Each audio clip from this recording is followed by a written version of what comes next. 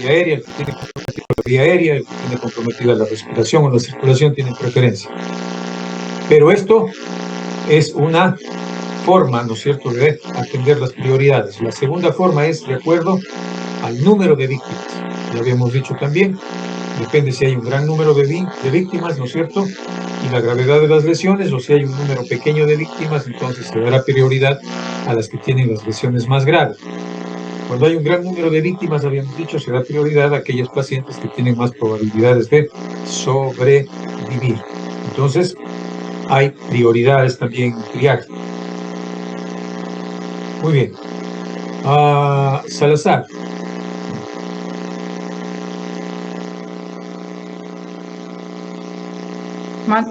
Disculpe, doctor, ¿qué desea?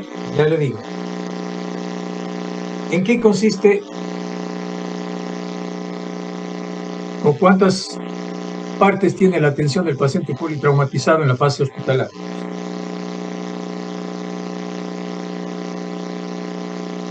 Sería 5 partes, doctor. A ver, vean, ¿cuáles son? Bueno, lo hacemos mediante el ABCD. Bueno, ya conocemos que sería mantener la vía aérea. B por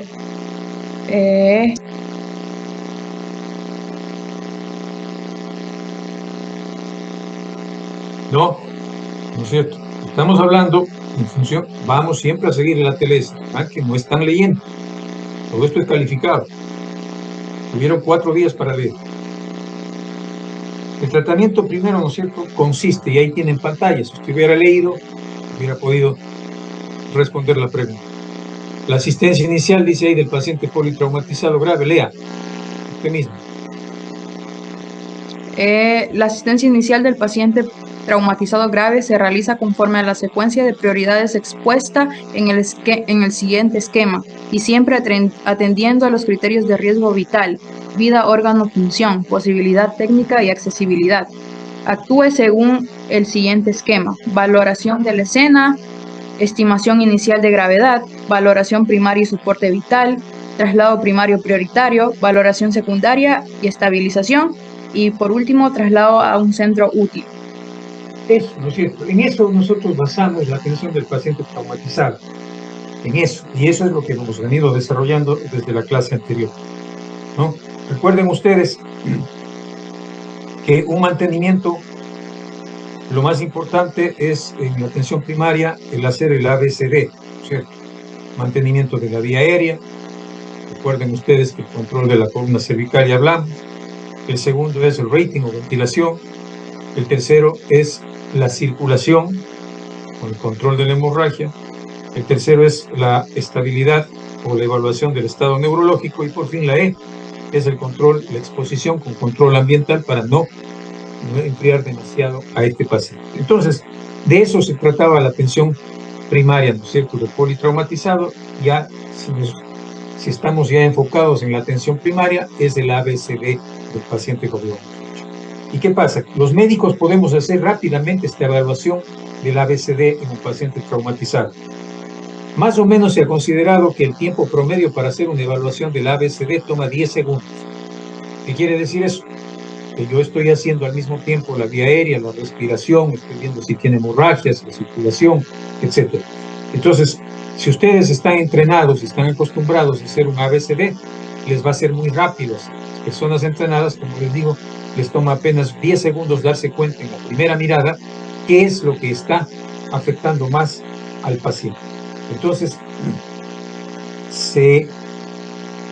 mediante la identificación, ¿no es cierto?, de los signos y síntomas, ¿no?, nosotros podemos pedir, por ejemplo, que el paciente le diga su nombre, le llamamos por el nombre, le preguntamos qué sucedió, y en esas 2 preguntas estamos valorando ya el ABCD. Estoy valorando si puede hablar, tiene una buena vía aérea, está ventilando, no tiene problemas, neurológicamente está bien. Vean ustedes, con solo 2 preguntas yo ya voy aproximándome a la evaluación de este paciente. Una respuesta apropiada sugiere que no hay compromisos importantes de las vías respiratorias. Habla claramente, ¿cierto? La respiración no está comprometida. ¿Por qué? porque puede mover aire para mover las cuerdas vocales. El nivel de conciencia no está reducido notablemente, por eso puede, ¿no?, describir lo que le pasó. Me choqué, me caí, etc. Cuando ya no responde a estas preguntas, cuando no hay una buena y correcta respuesta del paciente, ya nos está sugiriendo que algo está pasando. Y por lo tanto, esas anormalidades se van a reflejar en el ABCDE que hacemos, ¿no? Y vamos a pasar a hacer la evaluación y a gestionar urgentemente la reanimación de estos pacientes. Recuerden ustedes que durante la valoración primaria se identifican las condiciones que amenazan la vida, no otra cosa. Amenazan la vida.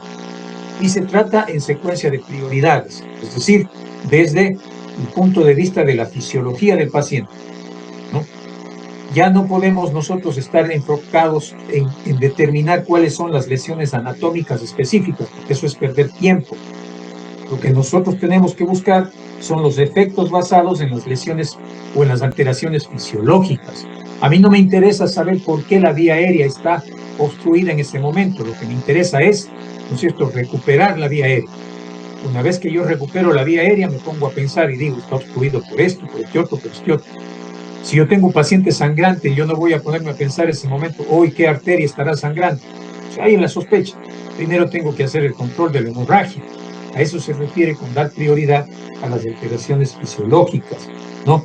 El compromiso de la vía aérea puede ser secundario a un traumatismo craneal, a lesiones que causan shock, a traumas físicos de la vía directa de la vía respiratoria. Independientemente de la lesión que cause compromiso de la vía aérea, la prioridad para este paciente es asegurar la permeabilidad de la vía aérea. Entonces, a eso hace referencia y ese es el objetivo del ABCD del trauma, de esta atención primaria del trauma. Entonces, ustedes siempre tienen que estar atentos, recordar que los procedimientos que se describen en el ATLS, ¿sí?, están evaluando y están priorizando los pasos secuenciales en orden de importancia para garantizar la práctica de pasos que puedan llevar, incluso que se pueden llevar simultáneamente por el equipo que está atendiendo al paciente. ¿Para qué? Para asegurar una fisiología normal, para evitar esas alteraciones que pueden llevar a la muerte del paciente. Eso ya habíamos visto la vez pasada. Entonces, recuerden ustedes que no vamos a repetir el ABC, simplemente esto tenía que. Además, también en el ATLS nos indica con figuras y con todo cómo debemos trasladar a un paciente politraumatizado. Las tablas que hay para su traslado, cómo son sujetados los pacientes, cómo debemos hacer. Eso yo no les voy a dar porque eso lo debieron leer esta semana, este fin de semana. Entonces ya vamos a ir sobre esas preguntas. Entonces, si estoy valorando al inicial al paciente, ¿no es cierto? Ahí nos dice en este documento que está en pantalla, dice, tengo que, esto es la valoración del paciente completa, tengo que valorar la escena, estimar la gravedad, valoración primaria, que es el ABCD que acabo de decir, el traslado del paciente, ¿no es cierto?, cómo se debe de hacer en las camillas, cómo debo de sujetar al paciente, y luego que estabilizado el paciente paso a la valoración secundaria, ¿sí? Y por fin al traslado al tratamiento definitivo. Muy bien, veamos lo primero, valoración de la escena. ¿Cómo yo estando en el hospital puedo valorar la escena donde ocurrió el trauma? Pues eso es simplemente nosotros podemos preguntar, ¿no es cierto? O ya sea al cuerpo paramédico que atendió, o ya sea a las personas que estuvieron ahí, ¿no es cierto?, cómo fue, dónde ocurrió el accidente, qué fue lo que pasó, fue un accidente de tránsito, fue una caída, fue una puñalada, si fue un accidente de tránsito, manejaba, no manejaba, ¿sí? Todo eso nosotros tenemos que priorizar la información de las personas que se encuentran en el entorno del paciente para conseguir esa información importante, ¿no? Tenemos que prestar mucha atención a la evidencia.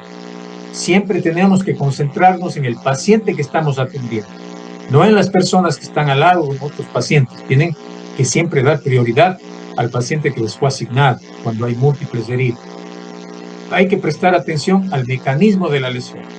¿Fue una caída? un disparo con proyectil, un arma blanca, a eso se refiere el mecanismo de la lesión, ¿sí?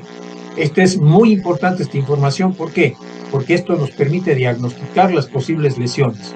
También nos ayuda a pensar en el tratamiento y en el pronóstico que van a tener los pacientes. No es lo mismo un paciente que trae una herida, ¿no es cierto?, cortopunzante superficial a un paciente que viene con una herida penetrante por arma de fuego. Yo ya estoy pensando en las lesiones más graves del uno, en las posibles complicaciones, en qué voy a necesitar hacer. Entonces el mecanismo de lesión es muy bueno. También tenemos que nosotros valorar, ¿no es cierto?, la información de las otras personas, sobre todo del cuerpo paramédico, ¿no?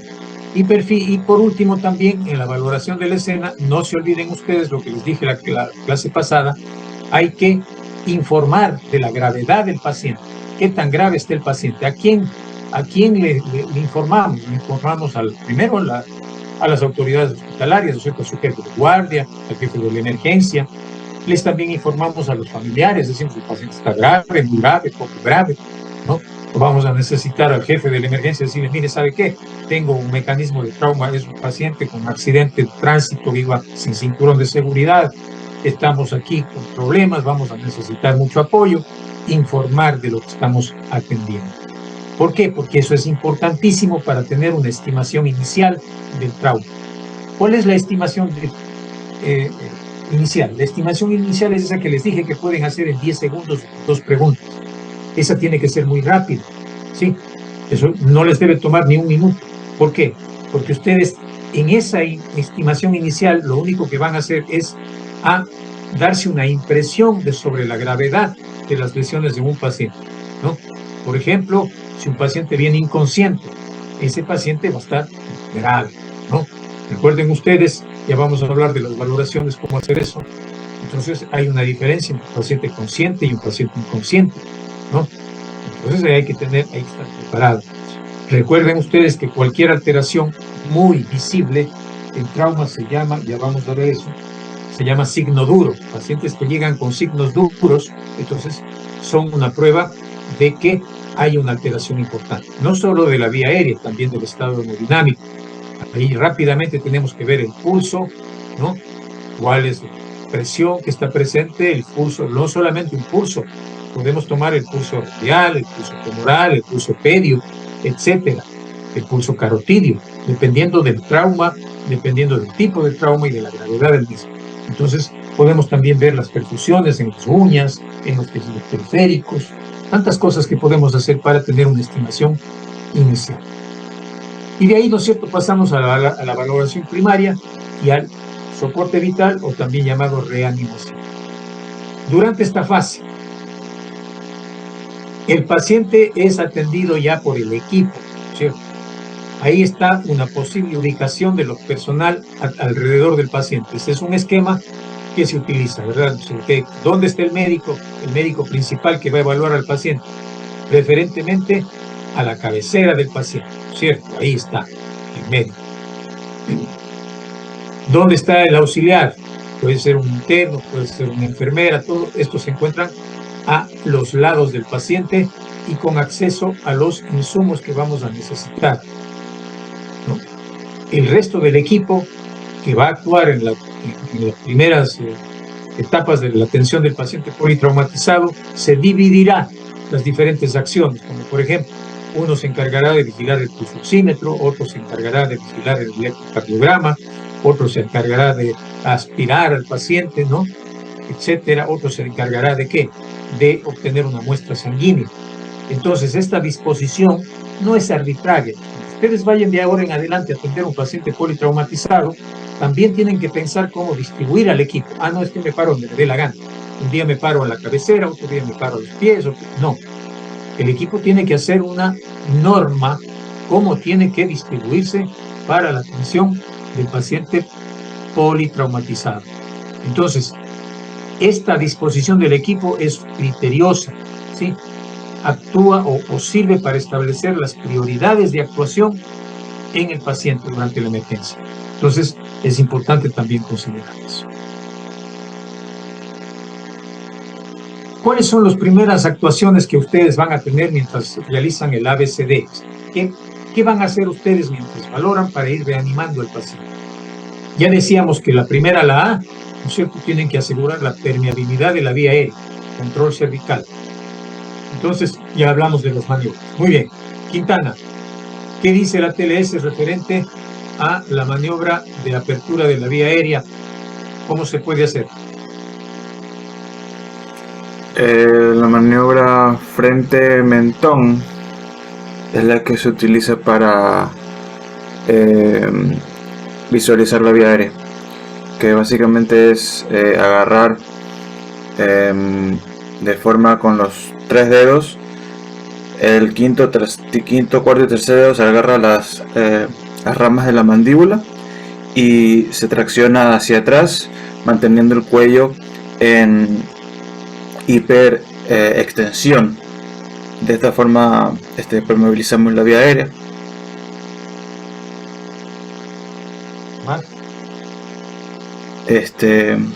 Bueno, y se debe agarrar en forma de C con el pulgar y el dedo índice a nivel del arco nasal cuando vayamos a utilizar alguna clase de reanimación en la parte, o sea, cuando utilicemos el ambú, y con eso, bueno, aseguramos que estamos dando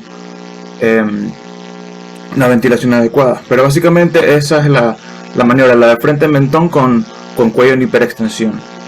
Eso en caso de que el paciente no tenga ningún antecedente de trauma cervical, porque en tal caso las maniobras son diferentes. Muy bien. Listo. Entonces, si yo tengo que hacer, ¿no es cierto?, asegurar una vía aérea y todo, yo tengo también que tener, si es que necesito asegurar una vía aérea, necesito también tener una serie de insumos. Y aquí pueden ocurrir algunas fallas, por ejemplo. Si ustedes necesitan intubar a un paciente, ¿qué necesitan? Necesitan tener un laringoscopio. ¿Y cuántas veces no ha fallado el laringoscopio porque en ese momento no tiene pilas o no revisaron el laringoscopio y quieren utilizarlo? Entonces hay una trampa.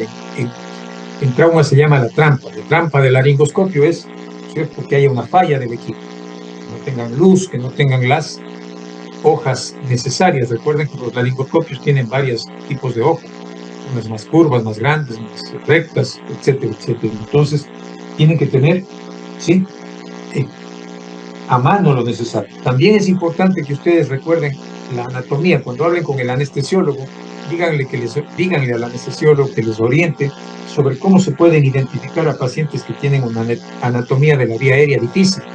Aquellos pacientes con cuello cortito, ¿no?, con mandíbula pequeña, ¿no?, generalmente hombres de cuellos anchos, pequeños, esos son difíciles de intubar. Entonces también ustedes tienen que ser capaces de, al mirar a un paciente, decir, caramba, voy a tener algo de dificultad en la intubación de estos pacientes. Entonces, siempre tienen que tener al lado un agente que tenga más experiencia para el control de la vía aérea. Eso lo dicen cualquiera, lo dice la TLS. Tienen que el equipo esté disponible, ¿no? Recuerden ustedes que fallar en asegurar una vía aérea puede ser fatal para un paciente. Entonces, todas esas cosas que no pensamos nosotros de ahora en adelante, ya las vamos a pensar, ¿no? También ustedes recuerden que cuando hablamos de trauma en movilidad, debe haber alguien en el equipo que esté listo para poder hacer un acceso a la vía aérea percutánea, es decir, una cricotiloidotomía o una traqueotomía. Eso está descrito en el libro. Ya les vamos a preguntar si leyó. Entonces, ya saben entonces que la vía aérea y la respiración van de la mano. De la circulación, recuerden que el volumen de sangre que circula en el paciente tiene mucho que ver con el gasto cardíaco, y eso es muy importante. Pero veamos aquí. En el primer grupo de actuaciones dice permeabilidad de la vía aérea, colocar el collarín cervical, espero que ya lo hayan ido leyendo en la pantalla, porque eso está ahí, no para que yo lo lea. Se necesita ventilación con presión positiva, ya decíamos, ¿cierto?, con ambú, ¿no?, hasta con los respiradores mecánicos. Hay que hacer una reanimación con mascarilla, con reservorio y sin reservorio. Muy bien. Salazar, ¿cuál es la diferencia entre una mascarilla con reservorio y sin reservorio? Tarea dada el día viernes para que el miércoles, perdón, el día de hoy. ¿Cuál es la diferencia? En las mascarillas con reservorio pues estas van a ser empleadas en los sistemas de bajo flujo y van como que van a dar más concentración de oxígeno. En cambio, las mascarillas sin reservorio, como que no va a incluir un almacenamiento de, y sí, eso, y como que van a permitir una opción más directa para poder administrar el oxígeno. Bueno, está bien. General, entonces, en el primer grado, un cierto de actuaciones, tenemos que saber cuál es la diferencia entre las mascarillas. Si estamos frente a un paciente que tiene problemas de hemorragia, hemos dicho que aquí dice que hay que poner torniquetes. Puede utilizarse un torniquete temporal sobre como dice ahí, la extremidad, pero generalmente no se usan torniquetes, les había dicho en la clase anterior, sino con presión directa sobre el sitio de sangrado. ¿Qué más? Todo paciente que está traumatizado dentro de las actuaciones primarias está darle oxígeno. También habíamos hablado de eso, ¿cierto? Paciente con oxígeno de alto flujo. Todo paciente que llega ahí debería tener esto, ¿no? ¿Qué más tenemos que hacer? Tenemos que poner un pulso oxímetro para saber cuánto está saturando ese paciente, ¿no? Con qué concentración de oxígeno está. Tenemos que canalizar una vía periférica. Muy bien. Lady, ¿cuáles son las vías periféricas que usted tiene para un acceso venoso superficial? ¿Y en dónde están?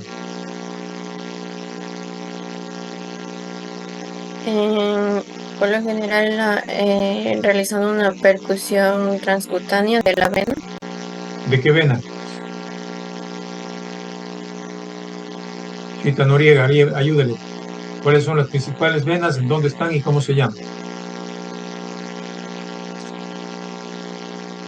A ver, principalmente las del brazo podemos tener acceso a tenemos la cefálica, la basílica o dorsal de la mano. ¿Dónde están? O sea, cefálica, basílica, incluso las dorsales de la mano, más arriba. ¿Pero en dónde están? Están en el brazo, en el antebrazo, en la cara externa, interna. Pero, o sea, cefálica, basílica, a ver, la cefálica está en la región lateral del brazo, ¿ya? ¿Cómo se llama la región lateral del brazo? ¿Cómo? La región lateral del brazo, acá. El brazo, hay una región lateral. Yo me estoy viendo la región lateral y no veo venas.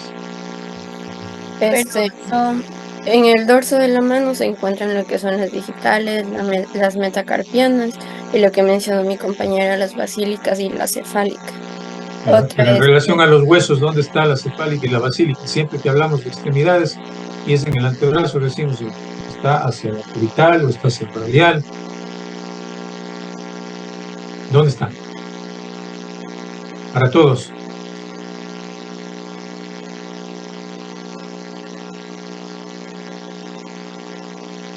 La cefálica estaría hacia radial, estaría la cefálica y la basílica estaría hacia cubital. Hacia cubital. Ya. ¿Qué otra vena tenemos ahí? Para colocar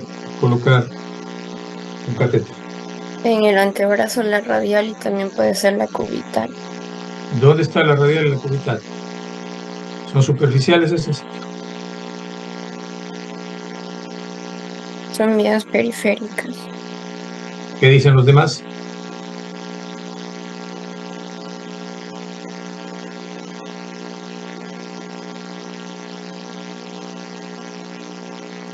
O sea, la vena radial y venas cubitales son profundas.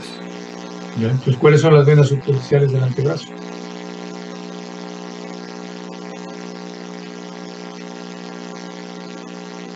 Me acaban de decir que la cefálica las cefálicas son del brazo. ¿Cuáles son del antebrazo entonces? La radial y la cubital. Pero bien, esas no son superficiales. ¿Cuáles son?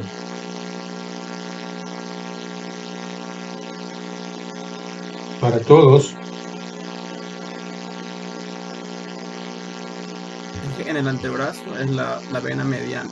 ya que la vena mediana a su vez tiene una ramificación que es la mediana basílica y la mediana cefálica.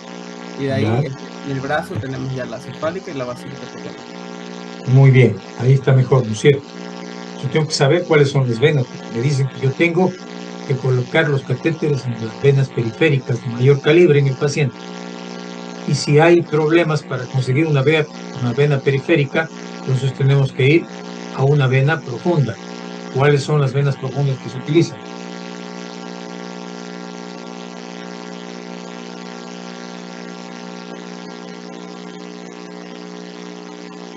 A ver, La del cuello, la yugular externa, por eso. la yugular externa es superficial también. ¿Se puede usar? Sí, señor. Está bien. ¿Qué más?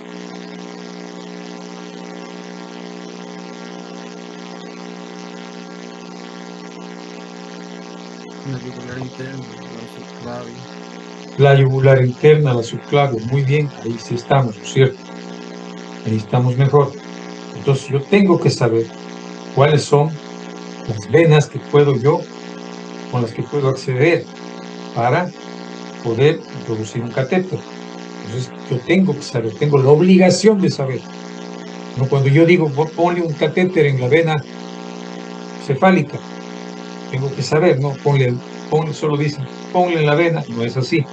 Recuerden ustedes que en las superficies hay venas profundas, venas superficiales y venas comunicantes. Eso ya ustedes lo saben, ¿no? La red venosa profunda en la extremidad superior no la utilizamos. Lo que nosotros utilizamos es la vena mediana basílica, la mediana cefálica, la vena cefálica o la vena basílica. Recuerden ustedes que la cefálica es radial, ¿no? Y eso nosotros siempre debemos recordar, no podemos olvidarnos de eso.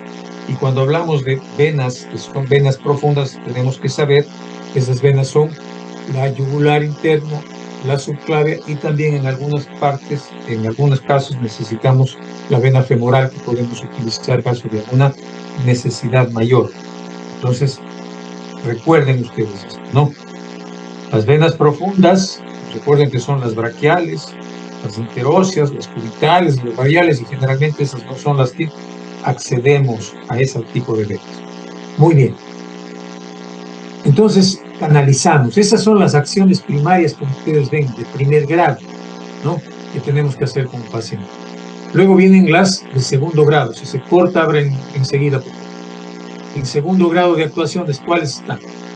Auscultar al paciente, dice él, ¿cierto? ¿Por qué? Porque yo tengo que saber si el paciente está o no ventilando adecuadamente. No es lo mismo hacer un control de vía aérea, es igual a valorar la ventilación, ¿no? A ver cómo se mueve el tórax, a auscultar el tórax, ¿no? Todo esto tenemos que hacerlo inmediatamente. Siempre tenemos que tener un paciente con oxígeno. Recuerden ustedes, ahí dice preoxigenar siempre al paciente. Entonces, cuando tienen la vía aérea difícil, ustedes tienen en el ATLS cuáles son las formas de que tenemos para hacer la traqueotomía y todo. No vamos a discutir aquí porque no es, generalmente ustedes no hacen eso, pero sí